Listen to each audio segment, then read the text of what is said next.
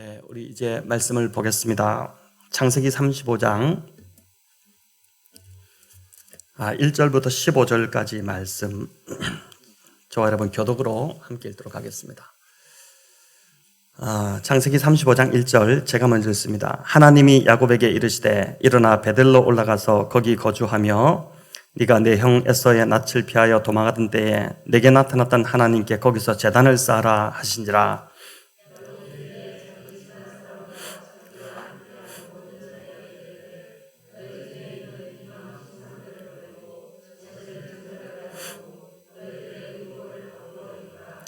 우리가 일어나 베델로 올라가자. 내 환난 날에 내게 응답하시며 내가 가는 길에서 나와 함께 하신 하나님께 내가 거기서 제단을 쌓으려 하노라 하매.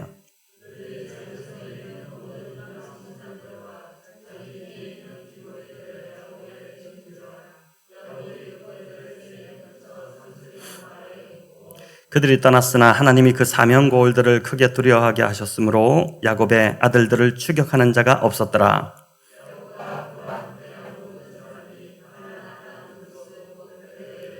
그가 거기서 제단을 쌓고 그것을 엘베델이라 불렀으니 이는 그의 형의 낯을 피할 때에 하나님이 거기서 그에게 나타나셨음이더라.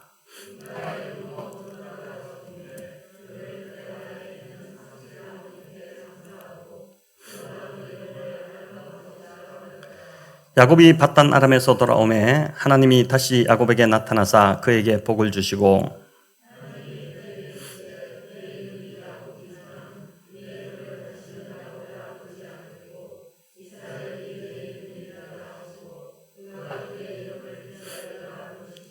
'하나님이 그에게 이르시되 나는 전능한 하나님이라. 생육하며 번성하라. 한 백성과 백성들의 총회가 네게서 나오고 왕들이 네 허리에서 나오리라.'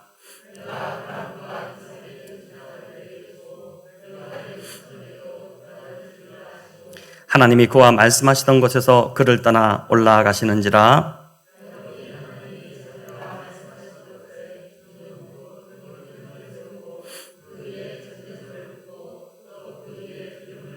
15절 같이 읽습니다. 하나님이 자기와 말씀하시던 곳의 이름을 베델이라 불렀더라. 아멘. 네, 베델로 올라가라 라는 제목으로 오늘 본문을 가지고 하나님 주신 은혜를 붙잡고자 합니다. 지난주 우리 살펴본 대로 야곱과 그의 가정은 세겜에서 큰 위기를 맞았습니다. 야곱의 딸 디나의 일로 이 분노한 오빠들이 세겜 족속을 무참히 이제 학살하면서 이 소문이 가나안 다른 족속들에게로 퍼져 나간 것입니다. 동맹관계에 있던 이 부족들이 이 일을 듣고 대노했을 것이고, 그래서 그들이 지금 때로 몰려오기라도 한다면 야곱의 집안은 한순간에 멸절될 그런 상황이었습니다. 절망적인 순간 큰 두려움에 떨고 있던 야곱에게 하나님의 말씀이 임합니다. 그런데 놀랍게도 야곱이 하나님을 찾은 것이 아니라 하나님이 먼저 말을 걸어 오셨습니다. 야곱은 그저 불안해서 절망에 그냥 빠져 있을 뿐이었는데 그런 야곱에게 하나님이 먼저 말을 걸어 오신 것입니다. 그런데 30년 전 야곱이 형 에서를 피해 하란으로 도망갈 때도 똑같이 베델에서 하나님이 먼저 찾아오셨습니다. 그때도 야곱은 절망적이었고 두려움에 떨면서 그 밤을 맞이했는데 꿈에 하나님이 먼저 찾아오셔서 야곱에게 말씀해 주셨던 것입니다. 이게 바로 은혜인 것이죠. 그래서 인생의 회복은 늘 하나님 말씀에서부터 시작됩니다. 어떤 고난에 처해 있다 하더라도 하나님 말씀이 그 인생 가운데 임하면 그때부터 삶이 회복되기 시작하는 것입니다. 35장 1절 우리 한번 같이 읽겠습니다.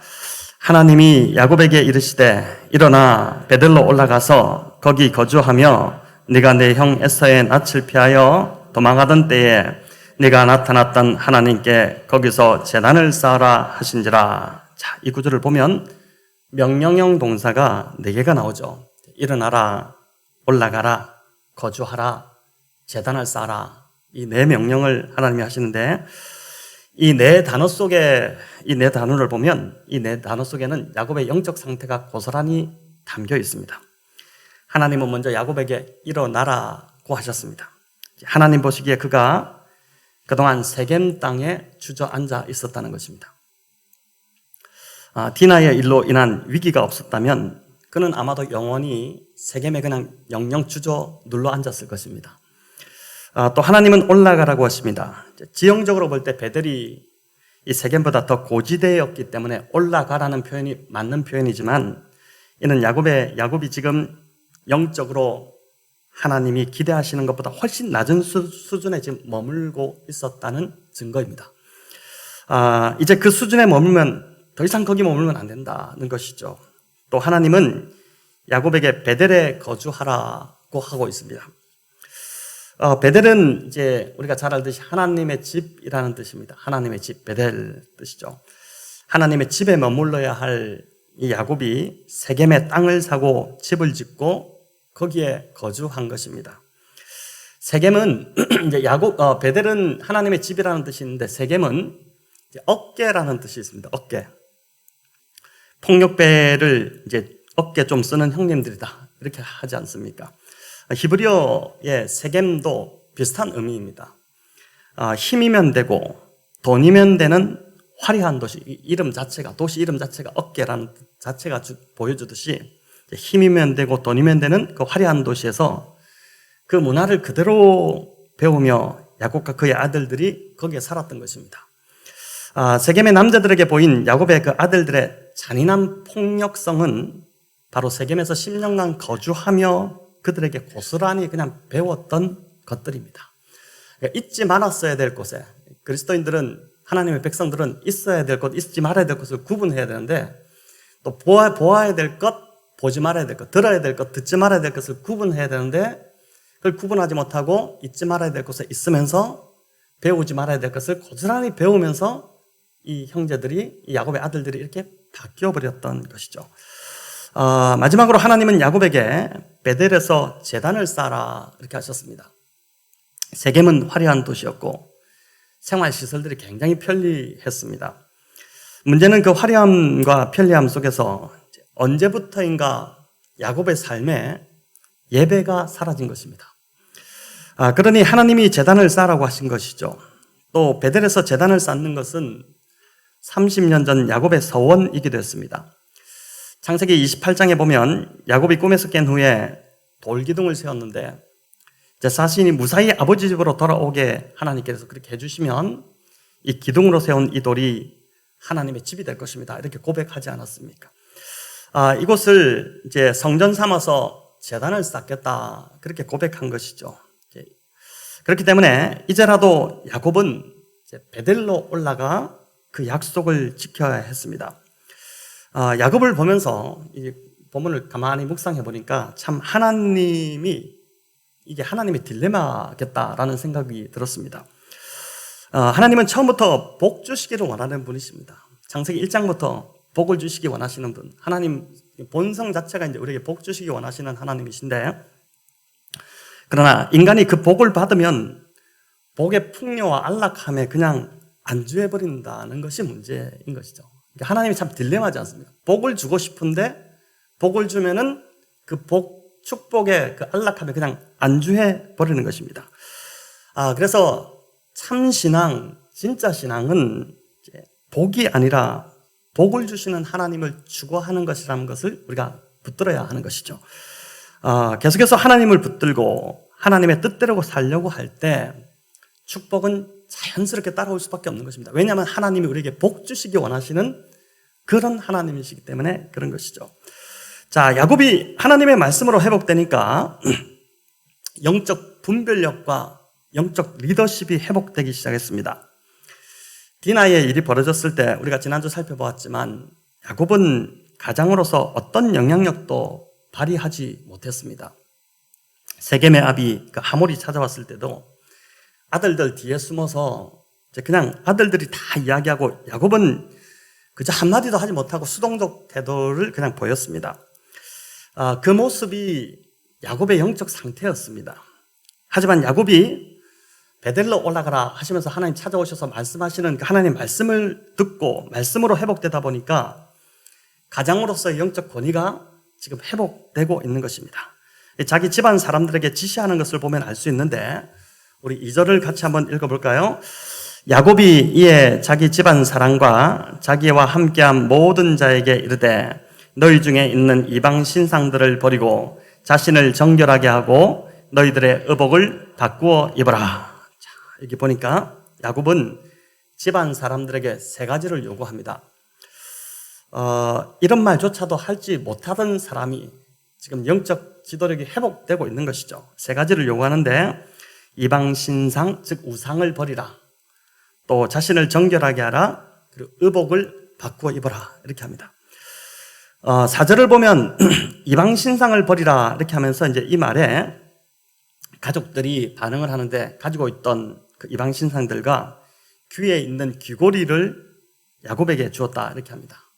오늘도 귀고리를 하고 오신 우리 여자 성도님들 있을 텐데 아니 귀고리가 뭐가 문제라서 이 귀고리를 주었나 싶죠. 당시 귀고리는 이제 장신구의 기능도 있었지만 귀고리 안에 해와 달의 어떤 그런 형상들이 새겨져서 이것이 애군을 막고 복을 가져다 준다고 믿는 일종의 부적과 같은 역할을 하는 것이 귀고리였습니다. 야곱의 가족들이 이렇게 많은 우상들을 가지고 있었다는 것은 이들이 하나님보다 우상을 더 의지했다는 증거인 것이죠. 또 야곱이 그 가족들을 그동안 영적으로 얼마나 방치했었는지를 보여준다고 할 수 있습니다.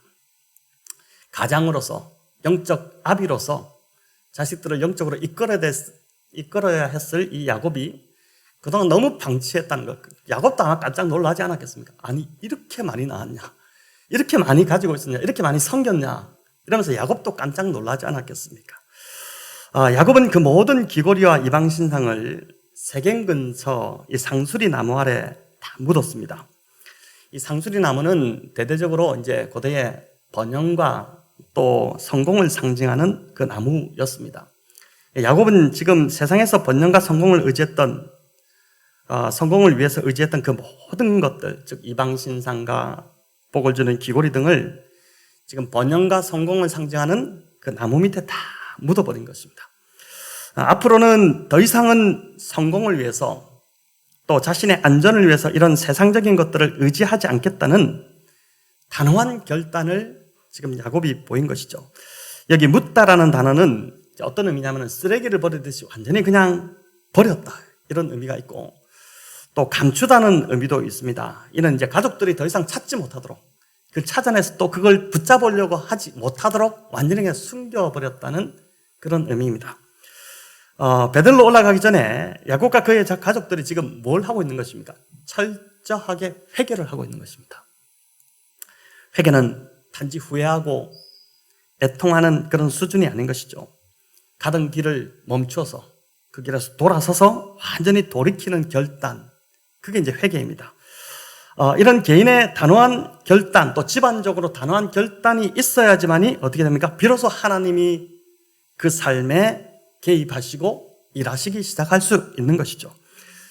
자신이 계속 버티고 있고 열지 않고 회개하지 않고 그냥 조금 이렇게 잘못했다 이렇게 말을 하지만은 삶은 전혀 돌이키지 않고 이렇게 있다면은 하나님이 복을 주시려고 해도 줄 수 없고 하나님이 그 삶에 일하시려고 해도 그가 문을 열지 않기 때문에 일하실 수가 없는 것입니다. 그런데 야곱이 지금 상수리 나무에 묻은 것은 보니까 우상이나 귀걸이뿐이 아니었습니다. 8절에 보면 리브가의 유모인 드보라가 죽자 동일하게 상수리 나무에 묻었다 이렇게 합니다. 우리 8절을 같이 한번 읽겠습니다. 리브가의 유모 드보라가 죽음에 그를 베델 아래에 있는 상수리 나무 밑에 장사하고 그 나무 이름을 알론 바굿이라 불렀더라. 아멘. 자, 드보라는 야곱의 어머니 리브가의 유모였습니다. 고대 문화에 딸을 낳으면 유모를 딸려서 딸을 키웠는데 딸이 시집을 가면 유모도 함께 이제 딸려서 보냈죠. 어떻게 보면 친엄마보다 딸을 더 잘 알고 사랑해주는 자가 이제 유모였습니다. 이 당시에 리브가의 유모가 어떻게 야곱과 함께 있었는지는 성경에 나오지 않아서 알 수 없지만 아마도 리브가가 먼저 죽자 이 유모가 이삭에게 야곱의 아버지 이삭에게 내가 야곱에게 가겠다고 부탁을 했을 거죠. 그래서 이제 그 허락을 받고 아마 야곱에게 오지 않았을까 싶습니다. 리브가는 살아있을 때 어떻습니까? 에서보다 특별히 야곱을 사랑했었죠. 야곱을 참 사랑했지 않습니까? 그렇기 때문에 그의 유모인 드보라도 야곱을 많이 사랑하고 아꼈을 것입니다. 더구나 야곱이 돌아왔을 때 어머니 리브가가 이미 돌아가신 후였기 때문에 야곱은 어머니의 향수가 짙은 이 드보라를 더 많이 의지하지 않았겠습니까? 흥미로운 건 이제 창세기가 리브가의 죽음, 이 믿음의 조상 이삭의 아내인 리브가의 죽음은 언급하지 않는데 이 리브가의 유모인 이 드보라의 죽음을 지금 언급하고 있다는 것입니다. 중요도로 따지면 당연히 이삭의 아내 리브가가 더 중요할 텐데 왜 창세기는 리브가의 죽음보다 드보라의 죽음을 기록했을까요? 그것도 하필 베델로 올라가는 이 시점에 하나님께서 드보라를 불러가신 것일까요? 우리의 삶의 모든 것은 하나님의 섭리와 또 세밀하신 인도하신 가운데 이루어진다고 믿는 것, 이게 우리가 가진 신앙관이지 않습니까? 그렇게 드보라가 이 시점에 죽게 된 것은 이게 우연이 아니라 하나님의 섭리였다고 볼 수 있는 것입니다. 어떤 섭리였을까요? 하나님께서 야곱을 베델로 지금 부르시는 것인데 이 베델로 부르신 이유가 그가 의지하던 모든 것을 다 끊어버리고 하나님만 의지하는 삶으로 다시 회복시키고자 함이었습니다. 심지어 그가 이 야곱이 마음으로 의지하던 드보라조차, 그 유모 드보라조차 하나님이 데려가심으로 이제 진짜 온전히 하나님만 의지하라. 이런 사인으로 하나님께서 야곱에게 이 일을 행하셨다고 볼 수 있는 것입니다. 야곱이 세겜의 상수리 나무에 이방 신상과 귀고리를 묻더니 이 베델의 상수리 나무에는 유모 드보라를 묻어서 지금 장사 지냈습니다. 그리고 그 나무 이름을 보니까 알론 바굿이다 이렇게 불렀는데 알론은 상수리 나무라는 뜻이고 바굿은 통곡하다는 뜻입니다. 그래서 알론 바굿은 곡함의 상수리 나무 이런 뜻이죠. 자, 재밌게도 창세기 저자는 여기서 나무의 이름까지 상세하게 지금 밝히고 있습니다. 왜 그럴까요? 나무의 이름을 이렇게 지었다는 것, 그것은 야곱이 유모의 죽음을 크게 슬퍼하고 통곡했기 때문에 통곡의 상수리 나무다 이렇게 지었을 것입니다. 야곱은 불과 이제 얼마 전만 하더라도 하나밖에 없는 딸 디나가 희롱당했을 때도 별 반응을 보이지 않던 아주 무정한 아버지의 모습이었습니다. 하지만 다시 찾아오신 하나님을 만나고 나서 그 하나님의 말씀을 듣고 나서 그의 감정이 살아나고 있다는 것입니다. 사람이 돈에 눈이 멀면 사람이 눈에 들어오지 않고 사람이 하찮아 보이기 시작합니다. 돈이 우상이 되고 그 마음을 사로잡고 있으면 다른 사람의 그 아픔과 그 마음을 잘 공감하지 못하는 것이죠. 그만큼 마음이 완악해졌고 무정해졌기 때문입니다. 그런 마음에 지금 야곱이 바로 그런 마음이었는데 그런 마음에 하나님의 말씀이 임하고 성령이 임하면 그 마음이 부드러워지면서 이제 비로소 사람이 보이고 사람 안에 두신 그 하나님의 순수하고 정상적인 감정이 이 돈으로 인해 재물로 인해 가져졌던 그 감정들이 이제 살아나기 시작하는 것이죠. 야곱이 베들로 올라오면서 이런 변화가 일어나고 있다는 것을 이 알론바굿이라는 나무 이름을 통해서 지금 우리에게 보여주는 것입니다. 딸 디나로 인해서 겪었던 그 과정은 굉장히 고통스러운 것이었지만 결과적으로는 보니까 야곱이 영적으로 회복되는 은혜가 일어나고 있다는 것이죠. 구절은 이런 변화된 야곱에 대해 독특한 표현을 사용하는데 우리 구절을 같이 한번 읽어볼까요? 야곱이 밧단 아람에서 돌아오매 하나님이 다시 야곱에게 나타나사 그에게 복을 주시고, 자, 여기 보십시오. 야곱이 뭐라고 합니까? 밧단 아람에서 돌아오매 이렇게 하는데 야곱이 벌써 10년 전에 라반이 있던 밧단 아람에서 돌아왔습니다. 그가 세겜에 머문 시간만 해도 지금 10년 세월인데 세겜도 약속의 땅 안에 있는 그 가나안 땅 안에 있는 이제 땅이었는데 왜 하나님은 세겜은 고향에 돌아온 것으로 치지 않았던 것일까요? 창세기 33장 16절 18절이 더 이를 좀 설명하고 있는데 한번 같이 읽어보겠습니다. 이날에 에서는 세일로 돌아가고 야곱은 숫곳에 이르러 자기를 위하여 집을 짓고 그의 가축을 위하여 우리간을 지었으므로 그 땅 이름을 숫곳이라 부르더라. 야곱이 밧단 아람에서부터 평안히 가나안 땅 세겜 성읍에 이르러 그 성읍 앞에 장막을 치고, 자, 이 장면은 밧단 아람에서 돌아오는 여정 중에 야곱의 에서를 만났고 화해하고 헤어진 후의 기록인데, 여기 보니까 뭐라고 합니까? 밧단 아람에서 돌아왔다 하지 않고 단지 밧단 아람에서 세겜에 이르렀다 이렇게 합니다. 그렇게 표현되어 있죠. 하나님 보시기에는 세겜으로 돌아온 것은 야곱이 완전히 고향으로 돌아오지 않았다고 본 것입니다. 세겜에서 보낸 10년 하나님이 인정하지 않으신 것입니다. 베들로 돌아왔을 때야 비로소 하나님이 야곱이 이제 돌아왔다 이렇게 표현을 한 것이죠. 왜 그랬을까요? 야곱이 진짜 돌아와야 할 곳은 바로 어떤 장소적인 개념이 아니라 하나님 품이었기 때문에 그렇습니다. 베들이 하나님 집이라는 뜻이지 않습니까? 가나안 땅에 그저 들어왔다고 해서 그가 돌아온 것이 아니라 하나님의 집인 베들로 와야지만 비로소 야곱이 진짜 돌아온 것이 된 것입니다. 우리의 신앙도 마찬가지입니다.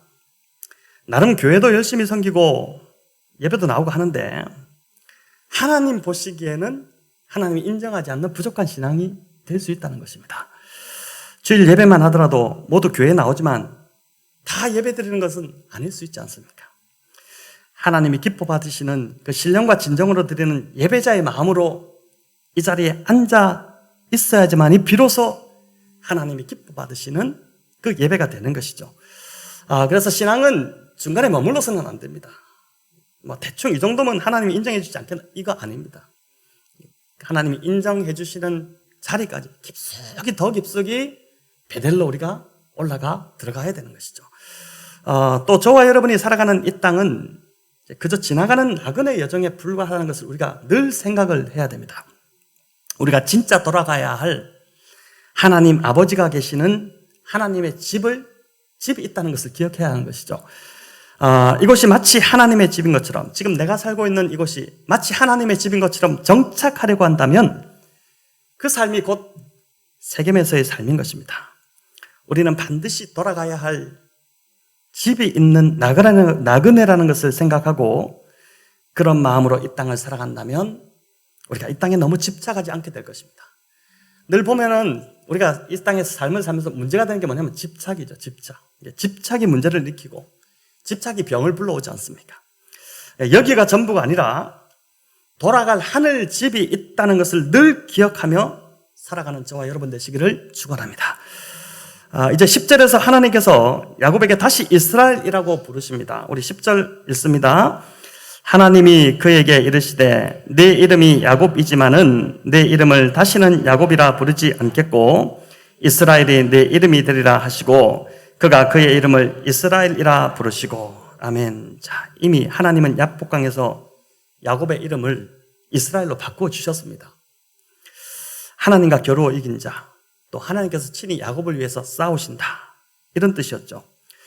야곱은 이 신앙을 붙들었어야 함에도 세겜의 안락함과 그 풍요에 젖어 자기가 받았던 그 이름 이스라엘의 삶을 그냥 잊어버린 것입니다. 하나님을 의지하고 붙들어야 할 자가 돈을 사랑하고 힘과 인맥을 의지하는 자로 이제 10년 세월에 완전 바뀌어 버린 것입니다. 야곱이 이를 깨닫고 가족들에게 뭘 주문합니까? 의복을 바꾸라고 하죠. 베들로 올라가기 전에 의복을 바꾸라고 합니다. 옷은 정체성을 뜻합니다. 군인은 군복을 입고 경찰은 경찰 복장을 해야 됩니다. 요즘 학생들은 교복을 안 입지만은 교복을 입나요? 다시 이제 교복을, 또 학생들 교복을 입지 않습니까? 자, 이런 복장이 이제 그들이 누구인지를 말해주는 것인데, 야곱이 딸로 인해 어려움을 겪다 보니까 그제야 자신이 잘못된 옷을 입고 있었구나 라는 것을 이제 깨달은 것이죠. 하나님의 백성의 옷이 아닌 세겜 사람들이 입고 다니던 그 옷을 입고 다녔던 것입니다. 세겜에 살면서 그들의 문화에 점점 동화되었고, 그로 인해 자신들이 이스라엘이라는 그 정체성까지 완전히 잃어버릴 정도가 된 것입니다. 돈을 좋아하는 이 세겜 사람들처럼 야곱과 그의 아들들도 돈을 사랑하는 탐욕적인 사람으로 변해가고 있었고, 지난주 우리가 보았듯이 그 남자들을 다 죽이고 다시 아들들이 다 올라가서 성을 어떻게 합니까? 완전히 그냥 집집을 돌면서 돈 될 만한 것은 다 들고 나오는, 완전 돈에 미쳐버린 사람들처럼 그 아들들이 비쳤지 않습니까? 또 힘과 폭력이면 다 된다고 하는 이 세겜 사람들을 닮아서 야곱의 아들들이 이 디나의 를 하나님께 묻지 않고 세겜 방식으로 폭력으로 처리해버렸던 것입니다. 디나의 사건이 아니었다면, 이 디나의 사건이 참 불행인 줄 알았는데 이게 하나님의 은혜였던 것이죠. 그들은 영영 이렇게 아마 망해갔을 것입니다. 찬송가 543장 어려운 일 당할 때, 참 저도 좋아하는 찬양인데요. 이 후렴이 세월 지나갈수록 의지할 것뿐일세. 무슨 일을 당해도 예수 의지합니다. 이 가사입니다. 우리가 이 찬양의 가사대로 살면 좋겠지만 참 어찌된 일인지 세월 지나 나이 들수록 하나님을 의지하기가 더 힘이 드는 것 같지 않습니까? 세월이 지나갈수록 인생 경험과 인맥과 또 재물 이런 것들이 점점 쌓이다 보니까 내가 가진 걸 의지하기가 더 쉬운 것입니다. 그래서인지 나이 들수록 더 순수하게 하나님 의지하는 신앙을 참 찾아보기가 쉽지 않다는 생각이 듭니다. 주님은 너희가 하나님 나라를 어린아이와 같이 받아들이지 아니하면 결단코 천국에 들어가지 못한다. 이렇게 말씀하셨는데 나이 들수록 완고해지고 더 완악해지는 우리의 모습, 이 모습을 아시기 때문에 주님이 이렇게 말씀하시지 않았겠나 싶습니다. 저와 여러분 이제 세월이 지나고 나이 들어갈수록 더 굳어지고 더 딱딱해지는 삶이 아니라 어린아이처럼 좀 말랑말랑한 상태를 유지하는 삶이 되기를 축원합니다. 이런 삶이 향기가 나고 매력이 있는 삶인 것이죠. 지난주 운영위원회에서 이제 장로 권사 투표를 내년 1월 23일에 하기로 그렇게 결정을 했습니다. 성경을 볼 때 직분자는 예수님께서 교회에 주시는 가장 좋은 선물입니다. 그런데 그 선물이 오히려 교회를 힘들게 하고 아프게 하는 일이 참 많은 것이 오늘날 한국교회의 현 주소인 것 같습니다. 저희 교회는 절대 그런 교회로 가지 않기를 소망합니다. 장로님, 권사님들이 향기가 나고 닮고 싶은 그런 분들이 되는 교회가 되기를 소망합니다. 내가 누군데 하는 모습이 전혀 없는 사람, 어색하지 않고 자연스러운 사람, 또 다가가기 편한 사람, 언제나 좀 어려운 일 있으면 찾아가서 은원 드리고 싶은 사람, 또 만나면 기분 좋고 헤어지면 또 보고 싶은 사람, 이런 사람들이 저희 교회 직분자가 되면 좋겠습니다. 지금 계신 장로님들과 권사님들이 이런 분들이기 때문에 이런 좋은 전통들이 계속해서 이어질 줄을 믿습니다. 11절, 12절에는 이제 하나님께서 자손을 주시겠다고 하고 땅도 주시겠다고 약속합니다. 우리 11절, 12절 같이 읽습니다. 하나님이 그에게 이르시되 나는 전능한 하나님이라 생육하며 번성하라 한 백성과 백성들의 총회가 내게서 나오고 왕들이 내 허리에서 나오리라. 내가 아브라함과 이삭에게 준 땅을 내게 주고 내가 내 후손에게 또 땅을 주리라 하시고 아멘. 자, 여기 보면 하나님께서 나는 전능한 하나님이라 이렇게 하시는데 이는 아브라함에게 나타나실 때도 이삭에게 나타나실 때 하셨던 표현입니다. 그러면서 동일한 약속을 주시는데 생육하고 번성하며 왕들이 내 허리에서 나올 것이다. 그러니까 네 씨를 통해서 왕들이 나올 것이다. 너희 후손들을 통해서 왕들이 나올 것이다 하는 것이죠. 또 아브라함, 이삭에게 준 땅을 너희 후손들에게도 주시겠다 합니다. 자, 이게 뭘 말할까요? 드디어 야곱이 하나님 보시기에 아브라함과 이삭을 잇는 믿음의 조상으로서의 반열에 하나님 보시기에 인정되게끔 들어섰다는 것입니다. 야곱의 삶은 참 우여곡절이 많은 험악한 세월이었지만 참 보니까 이런 삶 살고 싶지 않다 이런 생각이 들지 않습니까? 하나님이 야곱을 결코 포기하지 않으셨기 때문에 딱 한 가지 이유입니다. 하나님이 결코 야곱을 포기하지 않으셨기 때문에 결국 야곱은 아브라함과 이삭과 동등한 그 믿음의 대열에 세워지고 있는 것입니다. 30년에 걸쳐서 야곱은 이제 하나님의 집인 베들로 돌아왔고 이제 그의 삶은 거의 마침표를 향해 가고 있습니다. 비록 그를 다듬는 하나님의 세월이 아주 길고 고통스러운 여정이었지만 인생 마침표를 찍는 이 시점에서 보니 그의 삶은 그 아버지 이삭, 그 할아버지 아브라함 그 대열에 들어서는 오직 하나님의 은혜로 인해서 목적지에 바르게 도달한 그 모습을 보여주고 있는 것입니다. 14절은 야곱이 하나님께 돌기둥에 기름을 붓고 예배하는 모습을 보여주는데, 여기도 우리 한번 같이 읽어보겠습니다.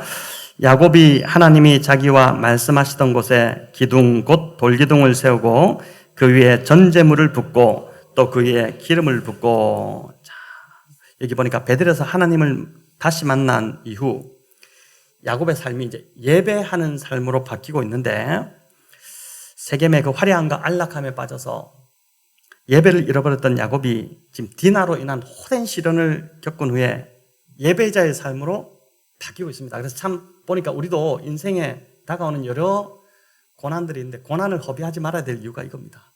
그 주시는 고난을 허비함으로 또 삶을 돌이키지 못한다면 참 그것보다 안타까운 일이 없는 것이죠. 14절을 보면 돌기둥을 세우고 전제물을 붓고 그 위에 기름을 부었다 이렇게 하는데, 28장에 처음 베델에서 돌기둥을 세웠을 때는 그냥 기름만 부었습니다. 여기 어떤 차이가 있냐면 이번에는 전제물을 붓고 그 위에 기름을 붓습니다. 여러분, 이 전제가 뭐냐면은 포도주와 같은 액체를 이 제물에 부어드리는 제사입니다. 왜 제물 위에 포도주 같은 것을 이렇게 부을까요? 이렇게 함으로 제물을 더 깨끗하게 씻어낸다는 의미를 담고 있는 게 전제입니다. 그러니까 전제라는 것은 제물을 드렸는데 그 제물을 드리는 자의 마음이 하나님께 더 좀 깨끗한 걸 드리고 싶어서 그 위에 포도주와 같은 그걸 부음으로 이 제물을 더 깨끗이 해서 하나님 이거 더 깨끗이 된 제물을 좀 받아주십시오. 이런 마음으로 드리는 게 전제거든요. 바울은 디모데후서 4장 6절에서 전제와 같이 자신이 부어졌다 이런 표현을 하죠. 디모데후서 4장 6절을 제가 한번 읽어볼게요. 전제와 같이 내가 벌써 부어지고 나의 떠날 시각이 가까웠다. 이게 뭐 다른 동네로 간다 이런 소리가 아니라 인생을 떠날 시각이 가까웠다는 것이죠. 바울이 이 땅을 떠날 시각이 가까울수록 어땠다는 것입니까? 자신을 다 깨끗하게 하고 거룩하게 해서 하나님께 드리는 삶을 살았다는 것입니다. 이런 열망이 바울 안에 있었다는 것입니다. 우리는 보통 이렇게 말합니다. 이제 나이를 먹을 만큼 먹었는데 또 신앙생활 할 만큼 했는데 대충 살면 되지. 뭘 그렇게 잘할 필요가 있나? 이렇게 하지만 그러나 하나님을 다시 만난 이 야곱은 그냥 제사를 드리는 것이 아니라 전제의 제사를 드리면서 자신을 더 깨끗하고 거룩하게 하려고 했다는 것이고, 바울 역시 죽을 날이 가까워올수록 더 자신을 깨끗하게 하고 거룩하게 하나님께 드리고 싶었다는 것입니다. 여러분, 참 정말 도전이 되는 말씀이지 않습니까?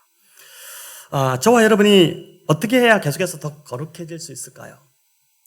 디모데전서 4장 5절은 하나님의 말씀과 기도로 거룩하여짐이니라 이렇게 말씀하고 있습니다. 결국 말씀과 기도가 있는 이 예배의 자리에서 우리가 점점 더 거룩하게 되어진다는 것입니다. 베들로 돌아간 야곱은 이제 옛 야곱으로 돌아가지 않습니다. 이제는 돌아가지 않습니다. 그의 마지막 순간이 그것을 증명하는데, 히브리서 11장 21절 우리에게 이렇게 증가합니다. 같이 읽겠습니다. 믿음으로 야곱은 죽을 때에 요셉의 각 아들에게 축복하고 그 지팡이의 머리에 의지하여 경배하였으며. 그 지팡이 머리에 의지하여 경배했다. 야곱은 지팡이에 의지해야 할 정도로 몸이 굉장히 노쇠해졌다는 것입니다. 하지만 그는 여전히 그 마지막 모습에 뭘 하고 있습니까? 하나님을 예배하고 있습니다. 그의 마지막 모습이 예배하는 모습이었다고 히브리서 기자가 우리에게 증거하고 있는 것입니다. 사람은 어느 날 갑자기 특이한 행동을 하지 못합니다. 그러면 굉장히 어색하고 다른 사람들이 볼 때도 금방 티가 납니다. 저 사람 안 하던 짓 하네 이렇게 되죠. 평소에 꾸준히 하던 그 행동이 마지막 순간에도 자연스럽게 나오는 것입니다. 이제 예배자의 삶으로 변화된 야곱이 꾸준히 더 자신을 깨끗하게 드리고 싶은 그 예배자로 살았기 때문에 마지막 순간에도 야곱이 예배하면서 하나님께 간 것입니다. 저와 여러분의 마지막 순간이 어떠하기를 원하십니까? 저와 여러분도 야곱처럼 바울처럼 더 그렇게 깨끗하고 거룩한 삶으로 하나님께 드려지기를 축원합니다. 이 땅에서 마지막 우리의 모습이 예배하는 모습이 되기를 원합니다. 하나님을 경배하며 이 땅을 떠나가는 저와 여러분 되시기를 축원합니다. 조정민 목사님이 자신이 걸어온 길, 이분이 참 험하게 살았죠.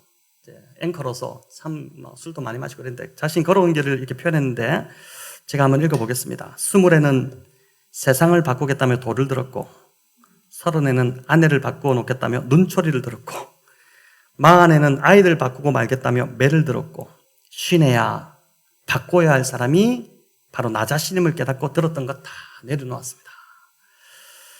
참 공감이 되죠. 오늘 야곱의 인생 여정을 마무리하며 결국 결론을 보니까 이 모든 야곱의 험난했던 여정이 야곱 한 사람을 바꾸기 위한 하나님의 손길이었다는 것입니다.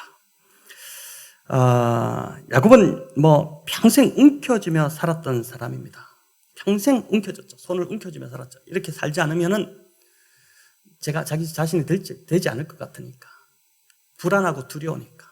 아마 손을 펴면 이게 자국이 주름이 얼마나 많았을까 싶습니다. 늘 움켜쥐며 살았던 사람입니다. 어머니 뱃속에서부터 인생을 자기 힘으로 해보려다가 온통 상처투성이가 되었던 삶이 바로 야곱입니다. 그런 야곱의 손을 하나님이 펴도록 하셨죠. 손을 펴도 된다. 펴도 살 수 있다. 내가 너와 함께 한다. 이걸 보여주신 거지 않습니까? 이 야곱을 바꿔내신 하나님이 오늘 또 한 명의 야곱으로 살아가는 저와 여러분을 바꾸어 가실 것입니다. 그래서 내가 하나님의 은혜를 경험하는 것이 먼저입니다. 자격 없는 나에게 거저 베푸신 그 깊은 사랑을 경험하는 것, 그게 우선입니다. 그 은혜로 내가 바뀌면 저와 여러분은 요즘 백신 하는데 저와 여러분은 그 백신보다 훨씬 더 진짜 좋은 백신이 될 것입니다. 우리의 자녀들뿐만 아니라 우리 주변에 있는 수많은 사람들을 회복시키고 그들에게 하나님을 알게 하는 그 특효약이 되지 않겠습니까? 야곱을 이스라엘로 바꿔가시는 하나님의 은혜가 저와 여러분의 남은 삶에도 그 은혜가 계속해서 부어주시기를 우리 주님의 이름으로 축원합니다.